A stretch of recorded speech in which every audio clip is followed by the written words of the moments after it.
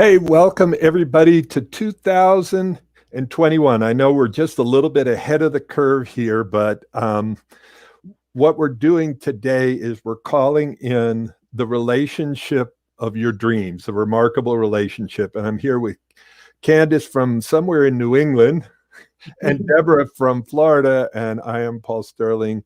And we're all relationship coaches. I am coming to you from California. So get your pen, your pad, your imagination out, because we're going to dive into what's it take to create the relationship of your dreams and creating some New Year's resolutions around that. So, Candace, you want to introduce yourself a tiny bit about how you got on this path of being a conscious relationship coach? Yes, thank you. Thank you, Paul. Hello, world. I am right now in the state of New Hampshire. And oh, goodness. Hold on. Sorry. I have a dog that's trying to take the center stage. Um, but for me personally, goodness, I ended up here from my own inner knowing that there was something I was missing. And I saw it all around me and I saw it inside me.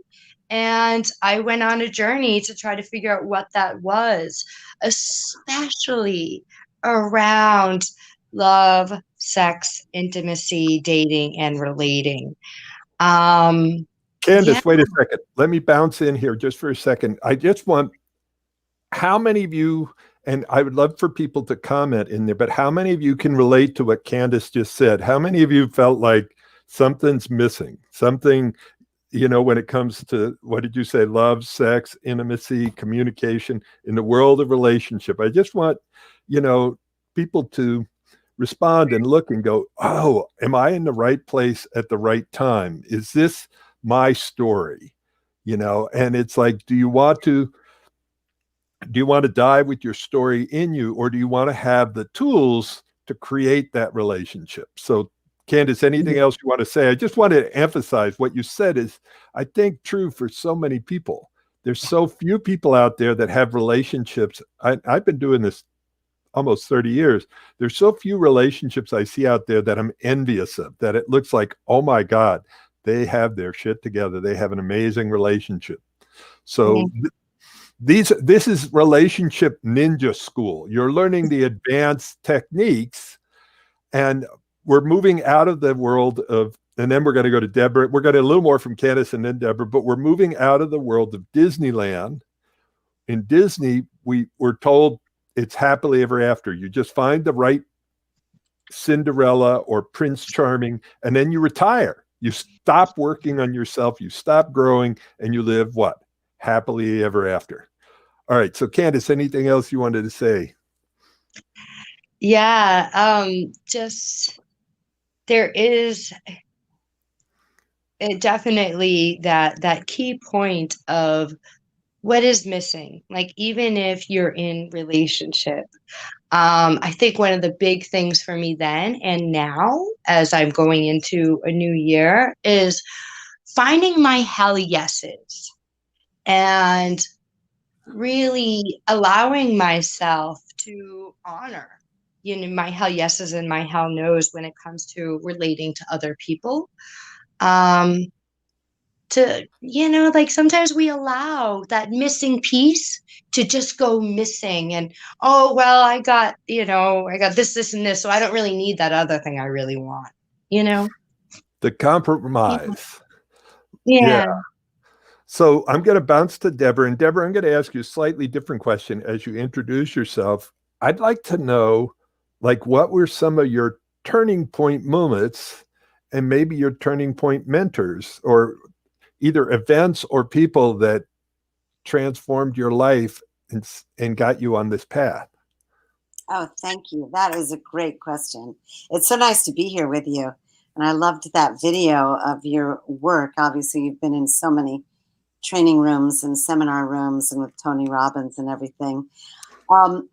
Yeah, so I respect what you're doing. And I am a love coach also with the Love Coach Academy. So, we're on the same team of being here for people who are really wanting some more skill sets around relationships and compassionate communications and everything.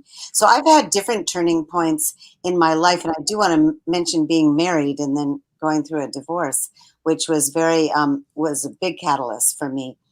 So in my life, I instantly was attracted to anything that had to do with personal growth and development.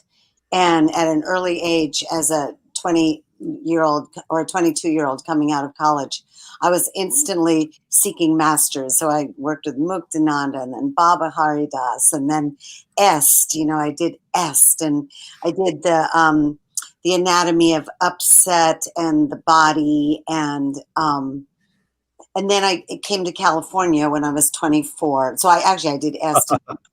Yeah, when I was 24. I mean, gotta go. I was like this. I barely even, somebody mentioned at a party, you should check out Santa Cruz. And that's where I ended up.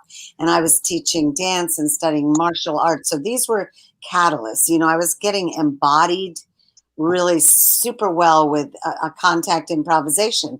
That was a teacher, just dancing on the landscape of other people's bodies, yet it didn't have a sexual connotation unless somebody put it there. But we were more artists and dancers exploring energy and space and following a mutual point of contact through space. So let me say a few other things really fast. Well, before you do that, I just want to touch on something, because I've gone through one divorce, 4 broken engagements. You went through a divorce.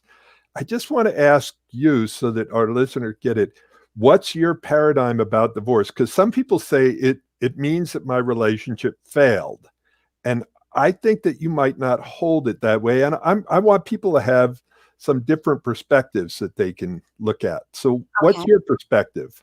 Thank you for, of course, I've had different shifting perspectives, but thank you for asking about my highest perspective about it. I would say the highest perspective was that I used all my manifesting powers to call this man in, and he was really Superman, all-American athlete in 3 sports and and we moved to Maui, and we had the dream relationship of everything, and we were going forward, and we were in our 40s. And but then divorce came when we had to face some challenging stuff. Like, I was a super athlete dancer, and I got a knee injury.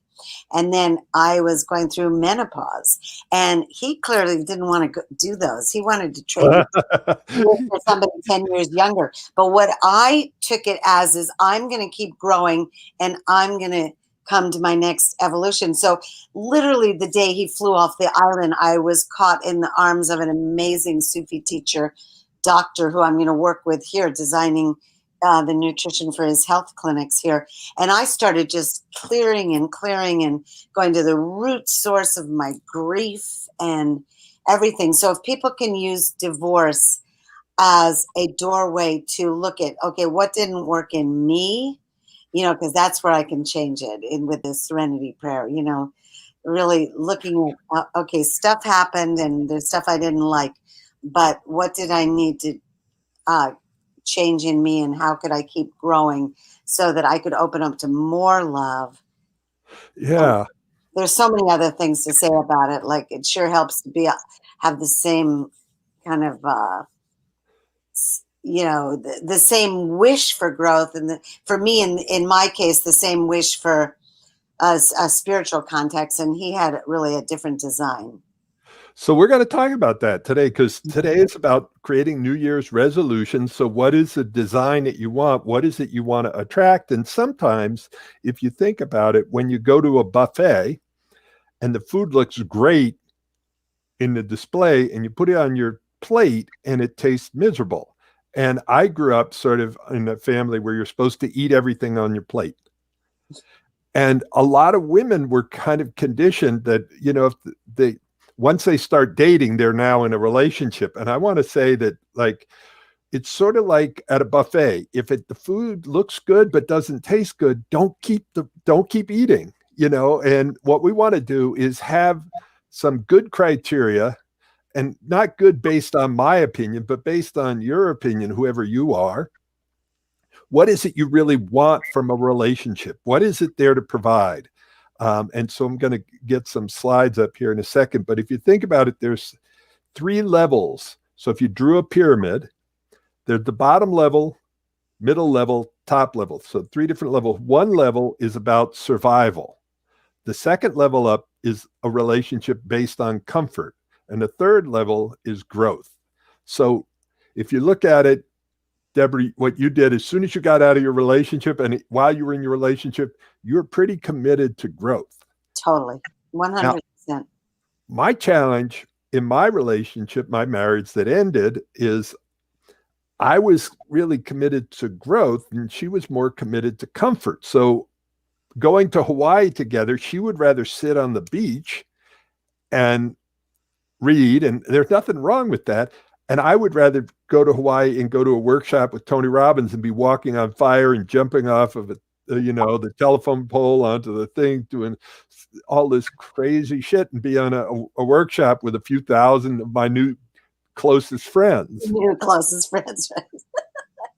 So it's like looking at that. So what I want to do is I'm going to bring up some slides here and we'll go through it. And the first one is awaken your dreams. It's New Year's resolutions for 2021. And what I want you to think about here is a ship is safe inside the harbor, but that's not what ships are built for. Mm-hmm.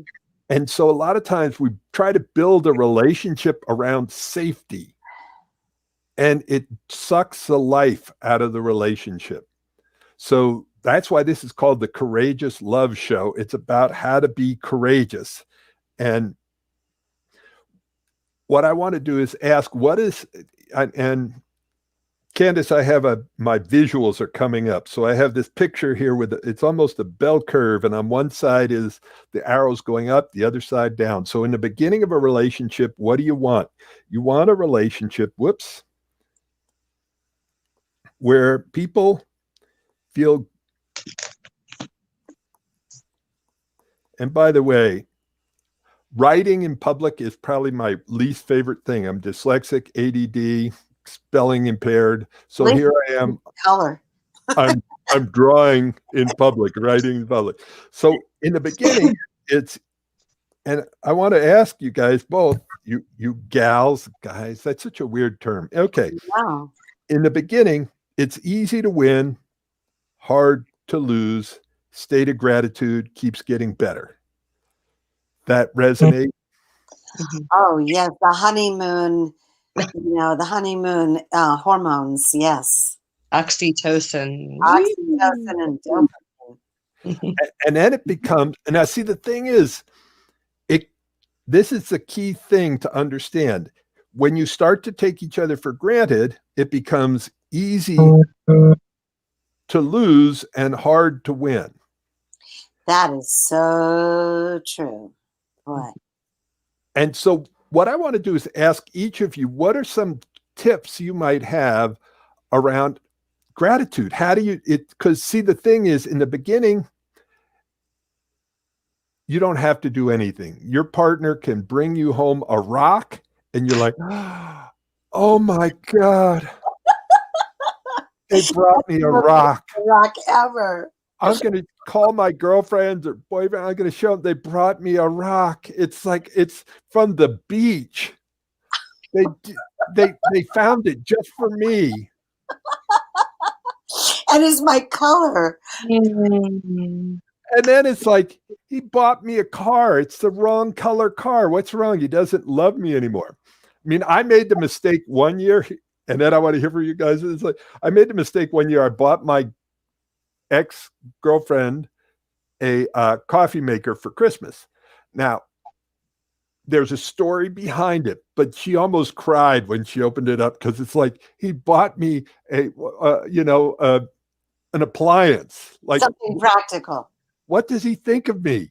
He's, his romance gone. And it was not that. I thought it was totally, now wrong. I was wrong, but I thought it was totally romantic because I was on this kick of not drinking coffee and being healthy.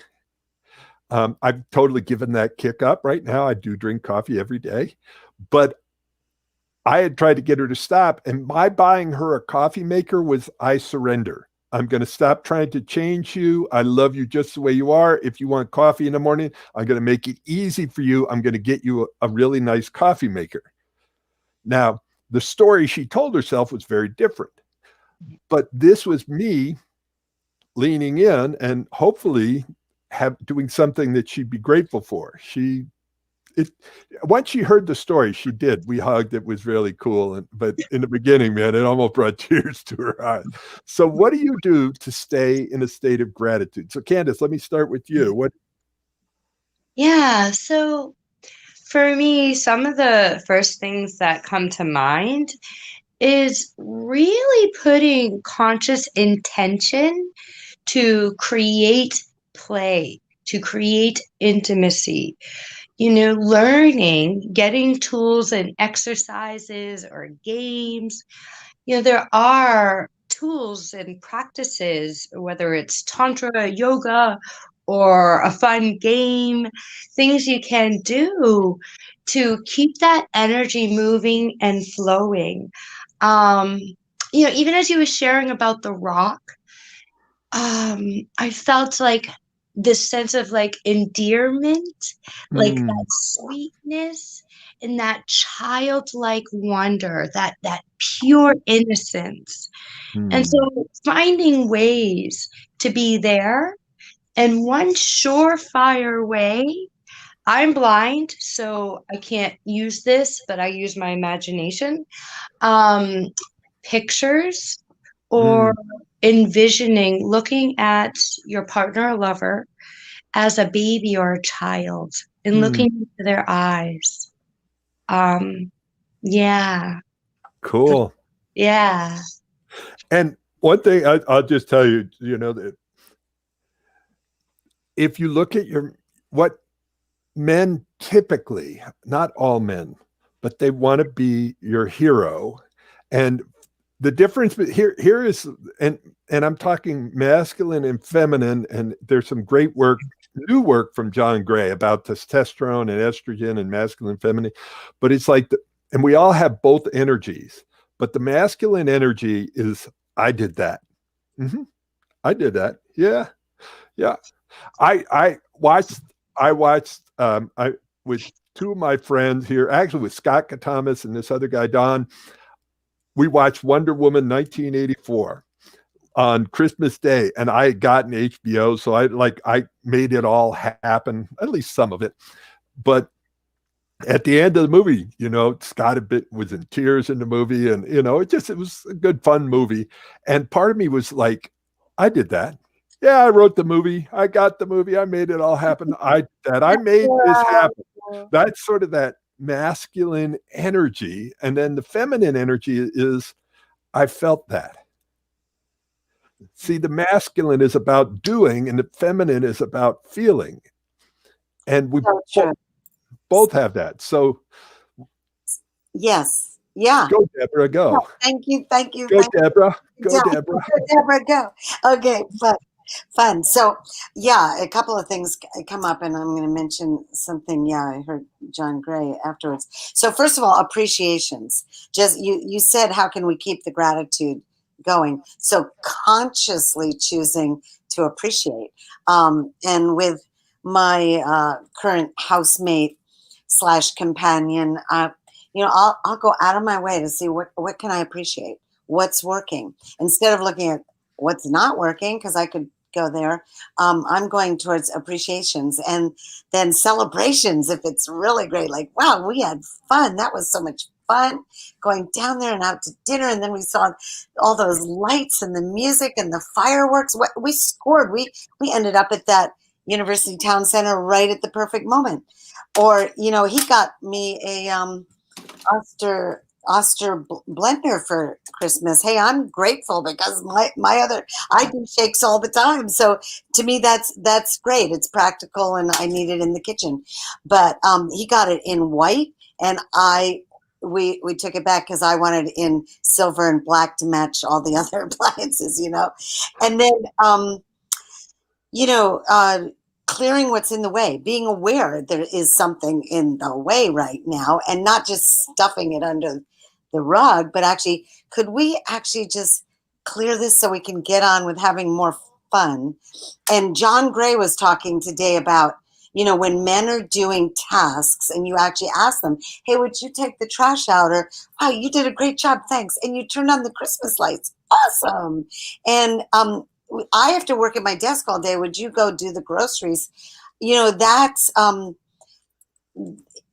that person gets to be a hero in a small way, but in a big way, in a totally, not even small. Small's the wrong word. That was definitely the wrong word. If they're delete. Wrong word. No one wants to be a small hero. It's like, no, I hunted and got groceries, and you know, big, huge way, big, huge.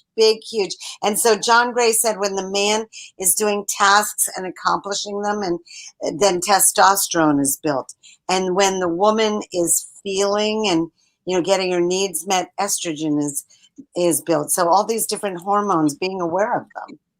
Yeah, and doing the dance, because, and see, the thing that we're talking about here is equality doesn't equal sameness.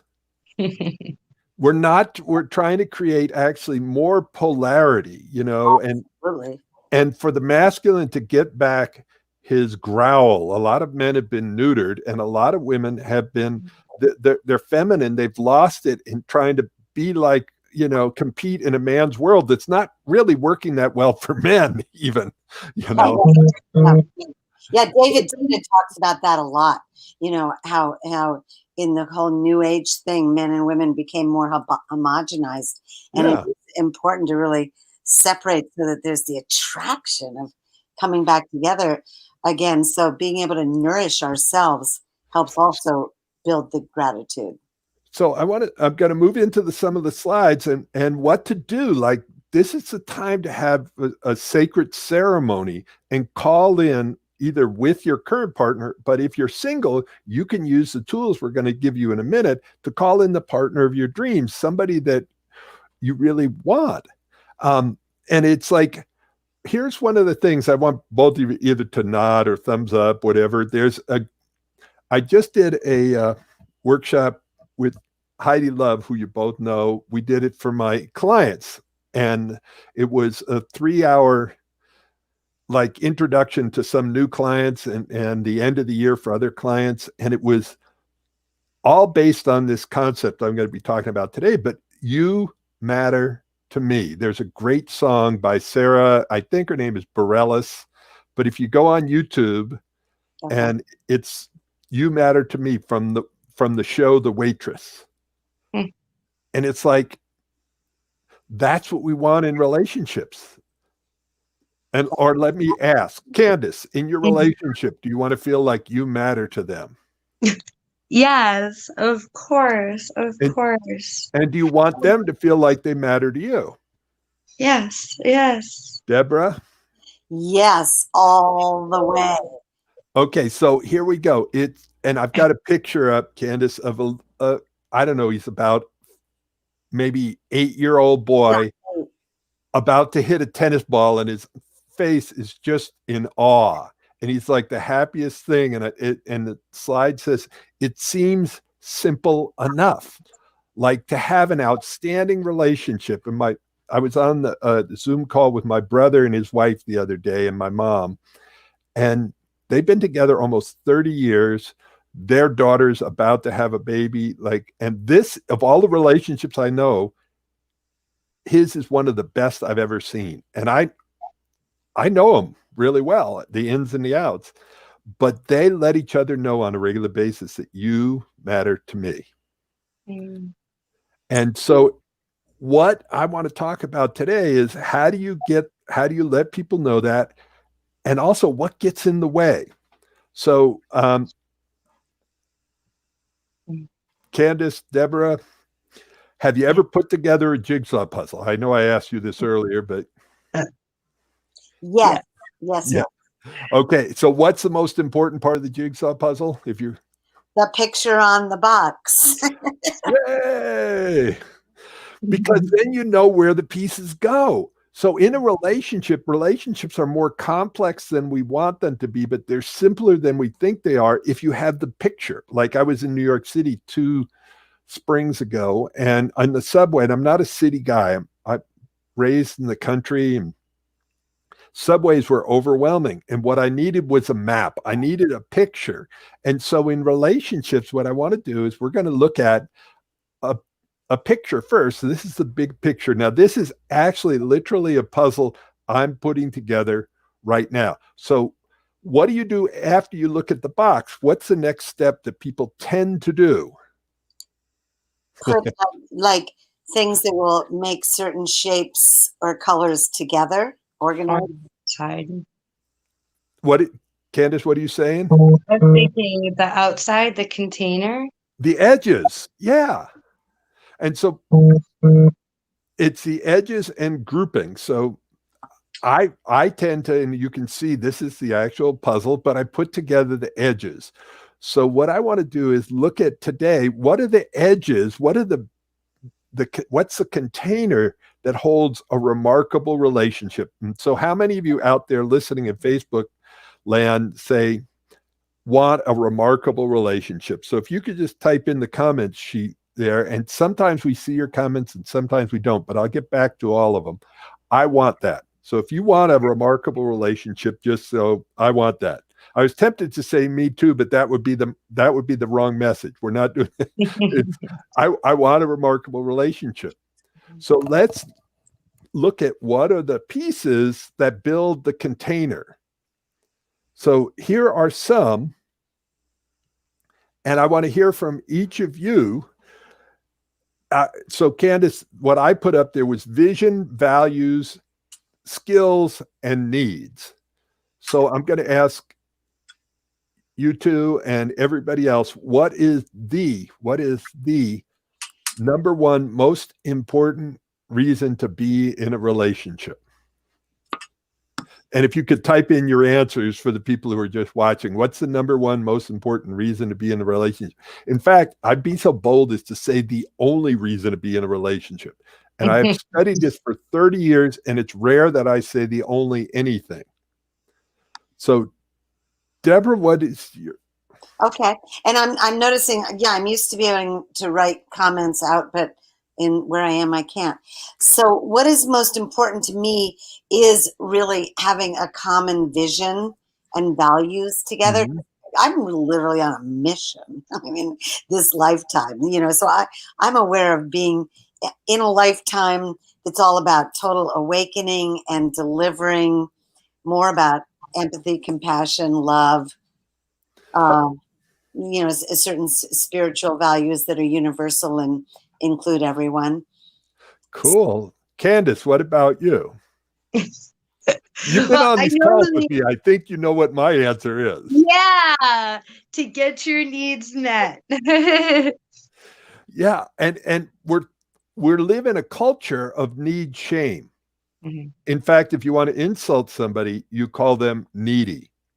And people are on this like this bandwagon to prove that they don't have needs and they're not needy. And I'm on the other bandwagon. I'm headed in the opposite direction. It's like I'm trying to make friends with my needs and help people make friends with their needs. So everything Deborah sort of described of what she wanted in a relationship, these were different needs that she had. And it's like, if you look at a relationship, so Deborah, what happens in a relationship when you stop getting your needs met? Yeah, but I could also like chunk that down to, because I love personal growth and just being aware, it's really more the needs for clear communication and clearing up negative stuff quickly so that we can get on with the positive stuff, and being on purpose and not wasting time and just getting to the good stuff. So what happens if my needs aren't met is your question. Yeah. Yeah, I can get frustrated or irritated. And then I've learned so much with compassionate, clear requests instead of demands. And I'm going to say it a little differently. If your needs are not getting met long enough, basically relationship is over. And sometimes the relationship is over and you don't leave. Right. Like, there's plenty of people that say, oh, my relationship, we've been together 30, 40 years. No, you stopped being in relationship about 25 years ago. You've turned into roommates. You've stopped actually being in an intimate, loving relationship made up of friendship, partnership, and lovership. So I'm going to bring up the top 10 needs for people to look at. So if you want to let somebody know that you love them, if their needs aren't important to you, then they're not important to you. And if you want to, one of the greatest aphrodisiac for a woman in your life, so I'm talking to the men right now, or the women that are with women, it doesn't matter. But one of the greatest aphrodisiacs, and you two can either agree or disagree, but is to value a woman's feelings. Like, if you want to turn a woman off in 30 seconds or less, tell her that her feelings are wrong. Now, if you want to turn off a man, tell him his thoughts are wrong. Or someone who's in their masculine or in their feminine. So if you want to turn somebody on, it's like you matter to me. And the way I let you know you matter to me is I value what you're saying, so you feel heard, understood, and valued. Does that make sense? Yes, heard, understood, and valued. And I'm going to give a list of the top 10 needs that this is a mix of the work I did with Tony Robbins, and learning from him, and Marshall Rosenberg. So there aren't only 10 needs. There are many more. This is a cheat sheet for you, but it's important if you want to make your relationship remarkable. Meet your partner's needs. And what really helps is by asking your partner what's their priority. So the list of 10 needs I'm about to share with you, I have the same needs. Candace has the same needs. Deborah has the same needs, but we're very different. It's like a combination lock. My priorities may be different of these top 10 than Candace's, than Deborah's. And sometimes we even have the same priority, but we have different strategies. So you're getting a deep dive into relationship. But if you want to have a remarkable relationship and you want to make New Year's resolutions, the resolutions are to be able to notice, name, and negotiate needs. So here we go. I'm going to read them out, and I'll bring it up on the screen. Okay. And as you do this, I'm going to ask you guys, which y'all, we're going to have to come up with something other than, so one of the top needs, well, all 10 are great needs. First need, certainty and trust. And that can be like, can you count on somebody? Do they keep their word? Are they trustworthy? Do they keep their agreements? Right. So that's one of them. The second one, so there's for certainty. And then the second one is about variety. So if you look at it, you can look at this, and relationships are changing dynamics right now. Someone whose certainty is their top priority might want to be in a monogamous relationship. Somebody whose variety is their top need, they might want to be in a polyamorous relationship. Does it make one wrong and one right? No, it's like, which need is the priority for you? The next one down is significance.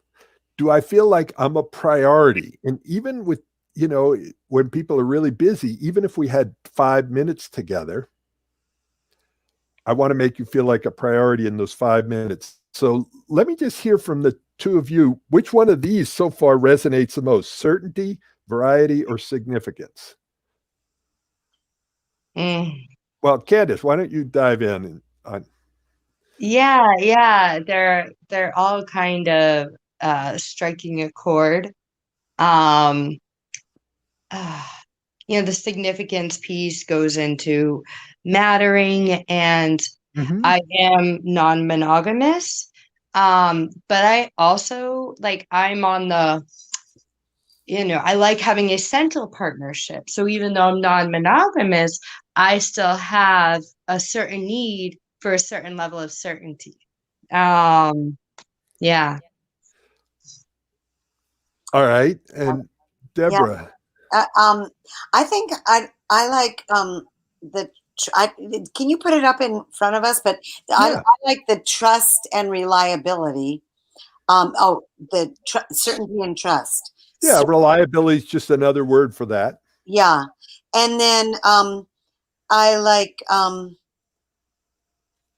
significance and priority. I mean, I find my creativity within the container of liking. I want to avoid drama and have success. So I like the certainty and trust of monogamy. Yeah, and a lot of people do. It doesn't guarantee that you're gonna avoid drama. There's plenty of drama. People say that. I don't want to be in polyamory because it's going to be more drama, but then they get in a miserable relationship with just one person. So as we're going through this, I want people to type in, what is your priority? Which one of these resonates? And then, so actually, let me ask both of you before we go any further, what are some of your strategies? So, Candace, for variety or uncertainty, and then I'm going to ask you, Deborah, for the same question. What's your strategy? What are some things that someone could do to help you meet that need for variety or uncertainty? For me, creating safe, sacred containers, basically like what you said about the puzzle, so that we can have variety. So, example, go to an event where there's opportunities to connect more intimately with other people. For me, especially as a blind person, my certainty would be I would really like to know where my partner is during that whole time of the event, or they know where I am. So there's certain containers that help me feel safe enough to be able to have variety within certain containers. See, that is well said. And a lot of times we set our partners up to lose with us rather than to win. But you having that conversation in advance with your partner is setting both of you up to win. I remember going to one party with my ex-fiance, and she vanished for like 2.5, 3 hours in a party. And it created a lot of a lot of variety and uncertainty. And it was the beginning of the end because trust disappeared. So, hi, Terry. Thank you. Terry's talking about trust, variety, both, wanting them both. Monogamy can still be creative and interesting. Yeah. I love that Terry said that because really, I'm a both kind of person. I went, oh, well, that's me too. I want trust and variety. Yeah, because I like trust. So, Paul, you asked a question and I didn't totally, are you wanting us to just comment on the line that's about variety and uncertainty? Was that? Yeah, because I wanted people to see that you can say the same need, but have different strategies to get that need met. So Candace just gave one strategy. Okay, here's my strategy in a very interesting situation where we both love to dance. So we decided that even though we are neither of us can define it at all. And it has been going on for a long time, and he might be watching. And, my brain is always saying, but I wanted this, or I wanted that, or where's Superman, or whatever. But in order to create some fulfillment together, besides that we have other rituals like, dinner and walks and this and that and whatever. But we decided we're both dancers, so we're taking Arthur Murray dance classes and learning all this ballroom dancing of, the rumba and this bachata and salsa and this and that. And so that creates variety because we're dancing with different people at the class. We're in a group class. We have 3 different teachers, 2 men and 1 woman. And we go there and there's always surprises. We're learning new dances, new music comes on. So, and then each of us, we're very independent. So we super take care of ourselves. So during the day, pretty much from after we meditate together until dinner, I do my life and he does his. And I find all sorts of different ways to create variety and creativity. I don't like uncertainty. So, That word doesn't ring my bells. well, variety and surprises is uncertainty. So it's like looking at which one works for you. So True, because I'll say one other thing and then I'll be quiet. In contact improv, which was one of my first teachers, I learned to completely dance inside of uncertainty. It was surprises and, you know, acrobatics and rolling and falling, and a fall became the next part of the dance. And as Candace is responding too, because she knows it too, we're both in dance communities. So that's probably where I got where my freedom got really developed. yeah. And contact improv, I've taught it when I teach Tantra and Sacred Sexuality and about how to stay connected, because you have to become really aware of your partner and yourself. So I'm just going to bounce through these other ones. And why I'm doing this is about New Year's resolutions, and whatever resolutions you're making, I can almost guarantee you at the heartbeat of those resolutions, the reason to make those resolutions is to get more of the needs met that you want to get met. And when you get a need met, it gives you a feeling. So what are we trying to do? We're trying to have more of the positive feelings and less of the negative feeling. That's what runs the human experience. So the next one, love and connection. And so it's looking at, I'm going to go through that somewhat quickly, but there's 5 love languages. So let me just ask both of you, what is your love language? And for the people listening in, the 5 love languages are touch, time, talk, gifts, acts of service. So touch, physical connection. And I know some people, like for me, and the other speakers have all talked about contact, improv, dancing. What's the first word there? Contact. Contact. So it's all about touch and being connected through touch. And there's no talking, at a lot of different places. So there's touch is one of them. If you're not touching it, for some people, it means you don't love me. Now, the other one, talk. If you're not talking to me, if we don't have time to talk together, then I don't feel loved. So time, touch, talk. And even when I was super busy with my ex, I would take time out of the middle of my day to go for a walk with her, because I wanted her to know that she mattered to me and our time together mattered. So that was a way of prioritizing it. So, and then gifts, like trinkets, it could be anything. It could be trinkets to diamond rings, whatever it is. And then acts of service, doing the dishes, laundry, doing whatever. So, Candace, what is your love language? I discovered this list like 8 years ago, and I've never been it's hard for me to, I love them all. I do know one thing I can say, an area out of those that I find like comes up in every relationship as a challenge, gifts, the act of gift giving.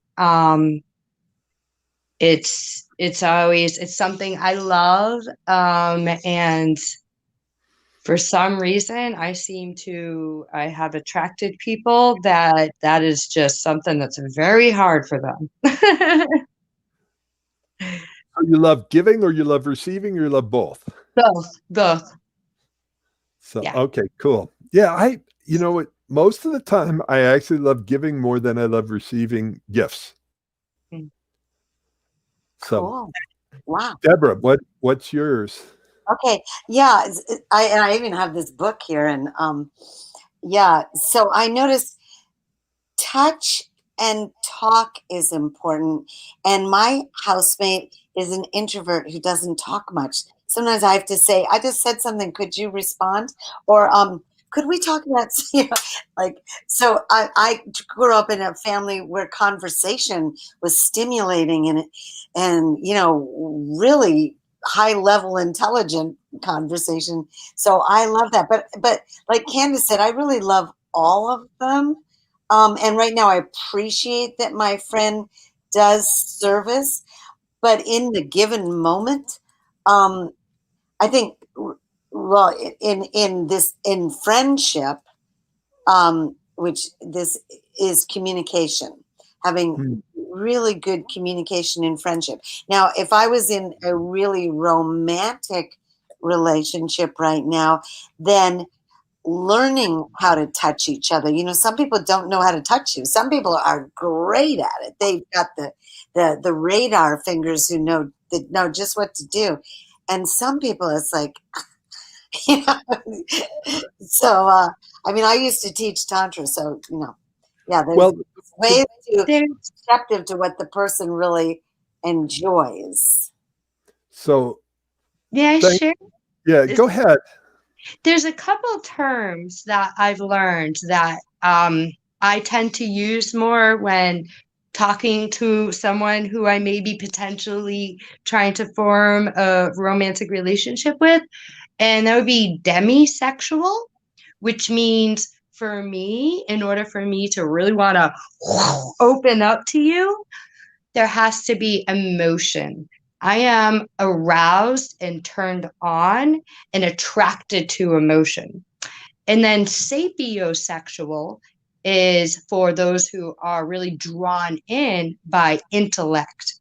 And those two terms, sapiosexual and demisexual, for me really define my love language more so than these things, I would say. Right. That's a really interesting distinction. I would love to talk with you more about that, Candace.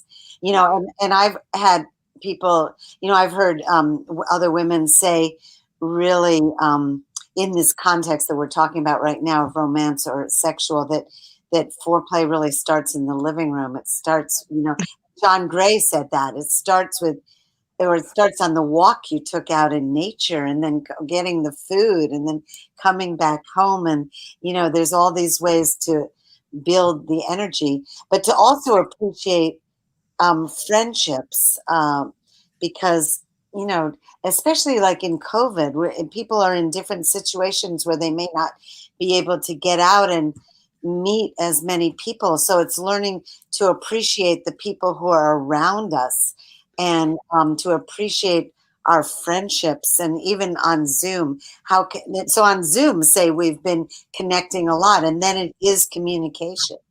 So yes, intimacy doesn't start in the bedroom. And if people want, I have a video out there on YouTube. It's called Tantra Exploring Sacred Sexuality, and it's been seen 6 million times. Wow. And it's a beginner's guide. It's like some of the basic stuff. And if you think about it, when we're touching somebody, touch is a form of communication. What do you want to communicate when you touch them?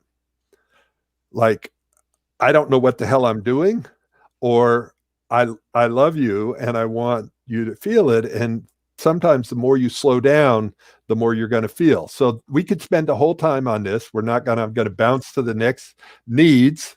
So we go through the 10 of them. And part of this is creating what you want in a relationship. Do you want somebody who's basically conscious and has chosen this? Because if you think about it, if music is important to you, you might want to live with someone who's a musician, who's studied music.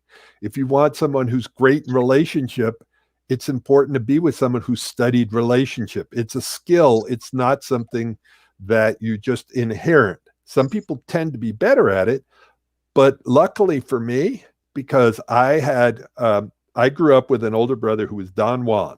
So I'll just tell this story quickly, but the women loved him. They were always in line to date him. There was always like Well, you know how some women say, I hate being used as a sex object. Well, I grew up being used as a listening object.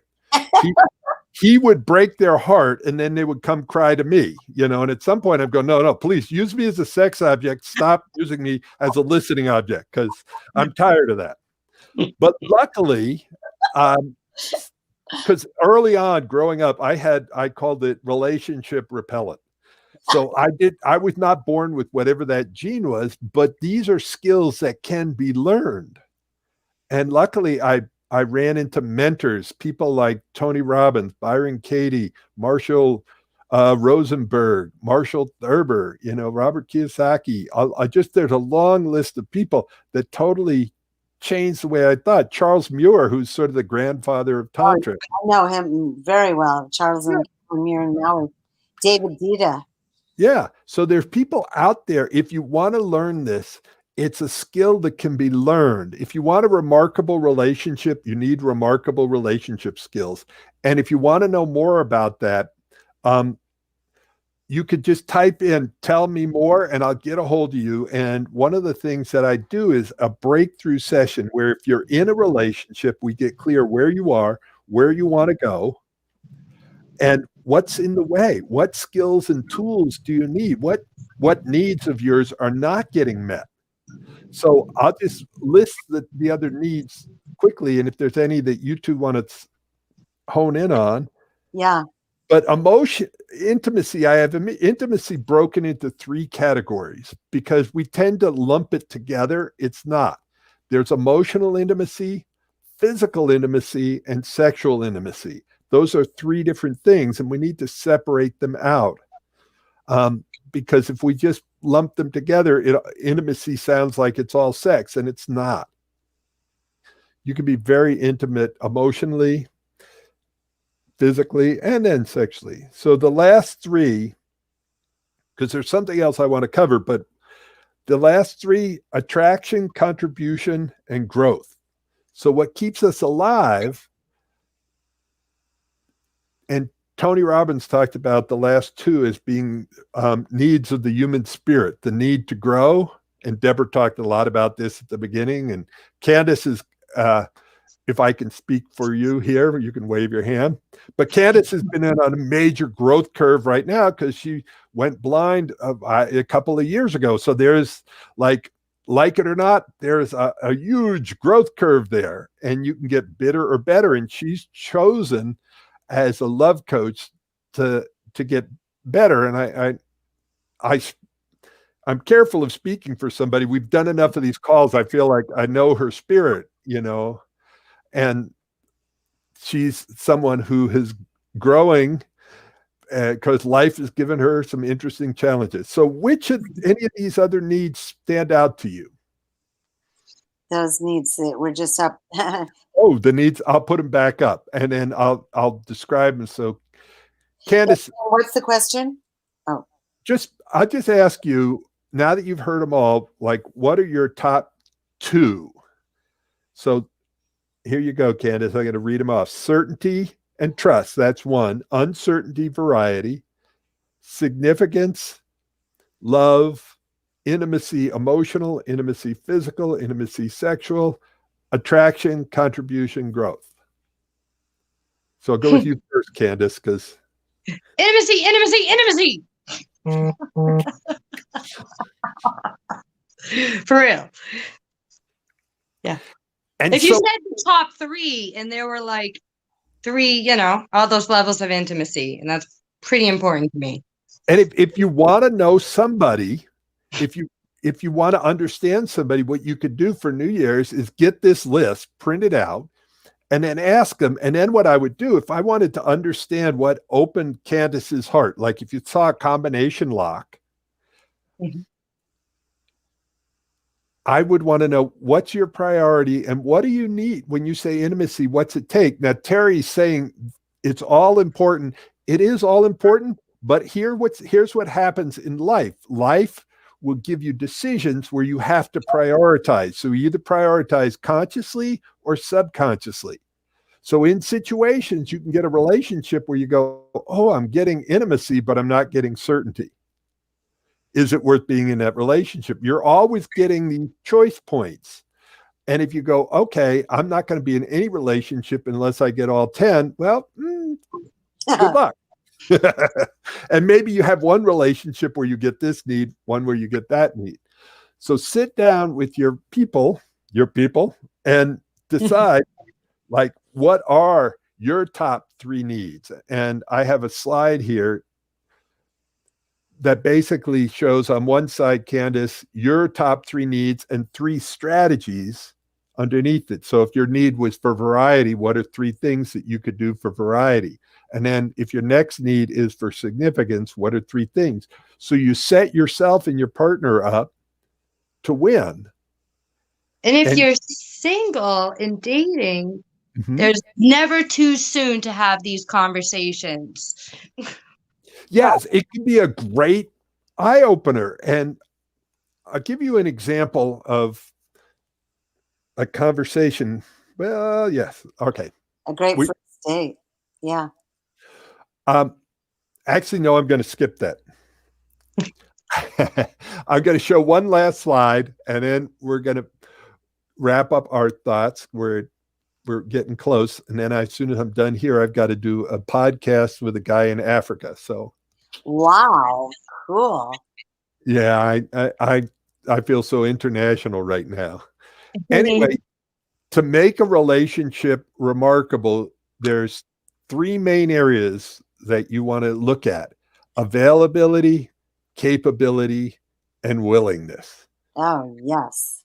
Absolutely. And we've been talking about this all along. And are they physically available? Like, can they show up? Are they in the same town? Are they out of a relationship? Are they available for you that way? Are they mentally available? Or are they still stuck in the old relationships? And are they emotionally available? Anything you want to say about that one before we bounce to capable? Well, I'll just say, I notice being really honest, and you may be hearing it, my housemate has has a lot of exit behaviors. Mm-hmm. And when I look at that last chart, I'm going, wow, are they really available? Are they really capable? Are they really, what's that other one, willing? Willing. Yeah, willing. And I notice for me, I am available. I am capable, and I am willing. I have done a lot of homework, and so I'm wanting to have just an ecstatic relationship and have it really work and be in true love and connection and the intimacies and contribution, so, and yet I realize there are, different friendships and different relationships give us different things. Wow, this is such a rich topic. We could go in many directions. And Candace, I realize I didn't describe this. It's a triangle with, on the left-hand side is available, on the right-hand side is capable, and the bottom is willing. So available, we talked about physically, emotionally, mentally. Capable. Now, capable is, do you have relationship skills? And now I've come up with 7 core skills, but I wanted to tell you what the skills need to do, because there are hundreds of skills out there. You can go to Cosmo and they'll give you the 10 top skills or whatever, or you can go to my website, Argue Less, Love More, and get the 7 top skills, or Love Coach Academy with Scott. But what skills need to do is 3 things: help you clear up the past, connect and get present, and create possibilities for the future. Because if you don't clear up the past, you're not present. And then there's no possibility for the future. So Candace, any thoughts on that one before we kind of wrap this whole thing up? Yeah. I'm in a place of really trying to get clear with myself on where I am on that availability triangle. As I'm in a place of like really wanting to connect and really wanting local yummy connections, but I can feel the resistance and the parts of me that just like, wow, I want that, but I don't think I'm actually available to show up to actually be the person I really want to be in relationship, and kind of a hard feeling to sit with, but yeah, just think, for all of you out there who may be sitting there with some similar feelings, one of the things I'm doing with this is just really loving myself where I am, Mm-hmm. and trying to give myself a little bit more space and permission. Like, how can I still pursue what I want within what I actually am available for? And Right. it's different. I really don't know yet. I'm figuring Yep. that out. So the last bottom piece here is willing, and willing comes with is three parts. Are you courageous? Are you vulnerable? Are you compassionate? And what I highly recommend people do is, and I've been doing this recently, binge watch Brene Brown. She did a TED Talk. You can start there with the 18 minutes on vulnerability. But what's going to decide how good a relationship you have is how willing you are to be courageous, to reveal your heart. Intimacy is not for lightweights. Almost everybody says, I want intimacy, but man, that's a BS, because intimacy is about looking into me, being able to be with emotions, to be with our partner's emotions without running away, without heading for the highway. So we're going to, or disappearing in a book or a TV. yeah. And there's days that I do that. I we all have our disappearance thing.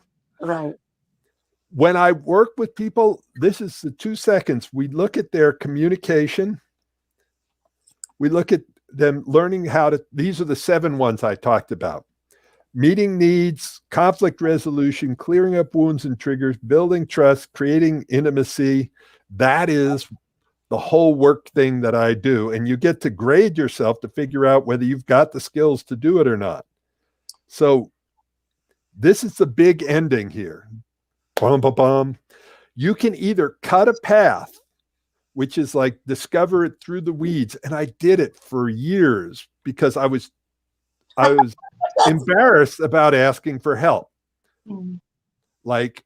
Or you can follow a trail. And when I did that, at one point, I flew to Sweden to study with one of my mentors. I spent about $5,000, over $5,000 to spend a month in Sweden with Marshall Rosenberg.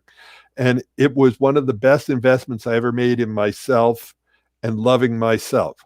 So it's like right now, if you're feeling like the relationship isn't where you want it to be, you can either spend months, years struggling, lose the love of your life, or you can follow a trail. If you resonate with what I'm talking about, you can just put in, and one other thing you do is just type in breakthrough. I'll get a hold of you. We'll set up a breakthrough session. If you want a breakthrough session with Candace or Deborah, if they resonate with you more, you can just put in breakthrough Candace, breakthrough Deborah. So thank you. That's the last thing is, that is me holding my book like this. I wrote a book called Argue Less, Love More. It became a bestseller. I did not start out to be a relationship coach. I started out being a commercial fisherman in Alaska. And I went through 1 divorce and 4 broken engagements. I decided either I need to master this or become a monk. And at some point, a monk looked tempting. So if you want to do more, you can put breakthrough, or you can text me or message me, or you can go right to my website, arguelesslovemore.net. Thank you for being on here. It would be a gift to me if you wrote in what you got from tonight, like one takeaway. What did you get from tonight? And I've gotten to see some of your comments here, and thank you, Terry, and the other people have been commenting. And some of them, for some reason, my machine's not showing me. I will get to everyone that I can, and I will respond personally. Thank you. Whoops. Let me switch over here. Thank you, Deborah. Thank you, Candace. Thank you, everybody out there. I do the Courageous Love Show It's every Thursday at 6:05 West Coast time and every Sunday at 4:05. And you can also catch a lot of the other shows. You can just go to Love Coach Academy. Scott Katamas, Scott and Debbie and I started a program when this whole COVID shutdown happened. We started this program, and we do through the different love coaches pretty much 2 broadcasts a day, 7 days a week. And Candace runs some, Deborah runs some, I run some. So check it all out on Love Coach Academy. You can also take their survey right there. So if you're someone who is in a committed relationship where you still love each other, but you're struggling to get along, you might just need a breakthrough session. Yeah. If you're someone who, the harder you try to talk about an issue, the worse things get, you might just need a breakthrough session. If you're someone who wants to get your needs met, but you're embarrassed or ashamed and don't even know what they are, you just know that they're not getting met, you might just need a what? Breakthrough session. Yeah. Thank you. So just type in breakthrough there. It's about 45 minutes long. It's complimentary. And we're going to find out, what you walk away with a plan. Maybe you're somebody we want to work with. And if you are, and you want to work with us, that's a possibility. If you don't want to, if you just want the plan, you can still get the session. So Deborah, Candace, closing words, and then we're out of here. Sure. Yes.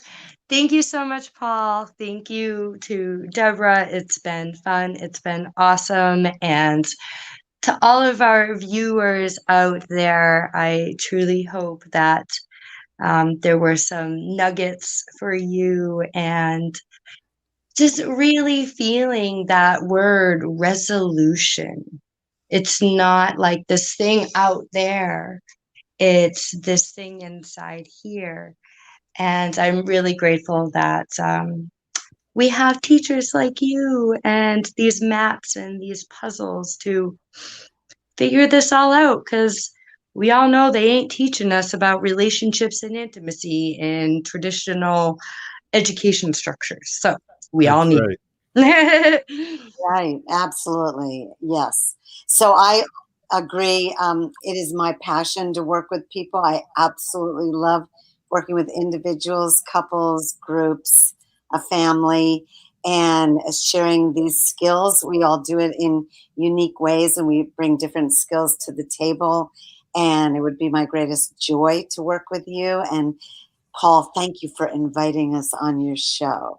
You're so welcome. And for the viewers, I forgot to say one last thing is, Trish, who's one of the other love coaches, and I are going to be starting a course in the new year called Single to Relationship Ready. And it's dealing with healing the past and giving you the tools. So if you're single and you're terrified of getting back in the relationship world, but you want to, you might want to go to and you could just type in SRR, Single to Relationship Ready, in the comments, and I'll get you the information and you can join us. It's a 6-week program that I wish I had years ago. So I love that. That is awesome, awesome, awesome. And I just want to say, one of the things I bring to the table from having done years of dance and yoga and meditation and adventure sports, in Maui and different places, Costa Rica, is really, I love working with people to get very imaginative about it. How can you create this relationship, the relationships that you want, and what can you bring in there? So creativity. All right. Thank you. Thank you. Ciao, everybody.